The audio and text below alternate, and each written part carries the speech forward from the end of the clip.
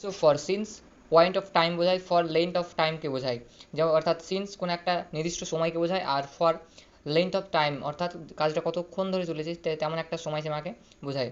যেমন ধরো দেখো প্রথম যে উদাহরণ আছে সেখানে বলছে he has bin since or for Monday, he has been walking হবে এখানে, মিস্টেক হয়ে গেছে, তো হি has been walking since or for Monday. তো ওখানে দেখো মন্ডে একটা নির্দিষ্ট টাইম টাইম পিরিয়ড বোঝায়, তো এখানে কোনটা ঠিক হবে, তো এখানে ধরো সিন্স, সিন্স হবে সঠিক উত্তর। তারপরে দেখা বলছে he has been walking since or for 2 PM। তো দেখো 2 PM একটা নির্দিষ্ট সময়কে ইন্ডিকেট করছে, তার জন্য এখানেও সিন্স 2 PM। তারপরে বলছে দেখো he has been in walking since for last week, এখানেও দেখো গত সপ্তাহে একটা নির্দিষ্ট করে বোঝাচ্ছে যে গত একটা সপ্তাহ থেকে শুরু করেছিল, তাই এখানেও সিন্স হবে।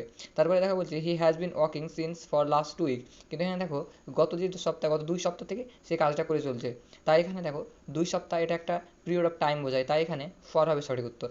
তারপরে দেখো the custom has been prevalences since for ages, বলছে যে প্রথা, এই প্রথাটা দীর্ঘ সময় ধরে চলে আসছে, তো এখানে কোনটা হবে দেখো, তো এখানে সিন্স ফর এজেস মানে দীর্ঘ সময়, তাই এখানে ফর হবে। The custom has bin prevalence from since for 6 century, since for 6 century, তো এখানে দেখো 6 সেঞ্চুরি একটা নির্দিষ্ট টাইম পিরিয়ডকে বোঝায়, তাই এখানে সিন্স সঠিক উত্তর হবে।